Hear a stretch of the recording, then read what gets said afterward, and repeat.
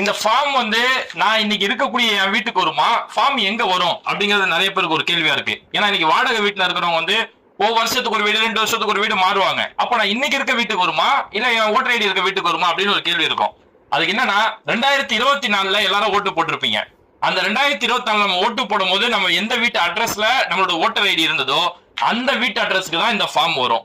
அந்த வீட்டுல நம்ம இருந்தோம்னா நம்ம அந்த வீட்லயே வாங்கிக்கலாம். இல்ல நம்ம வேற வீடு ஷிஃப்ட் ஆகி போயிட்டோம் அப்படின்னும் போது அந்த பழைய வீட்டுல நம்மளுடைய ஹவுஸ் ஓனர்ஸோ நம்மளோட அந்த வீட்டுல யாராவது தெரிஞ்சவங்க இருந்தா அவங்கள்ட்ட சொல்லி வச்சு என் ஃபார்ம் வந்து சேர்த்து வாங்கி வச்சிருங்க அப்படின்னு சொல்லி வாங்கி வச்சுக்கலாம்.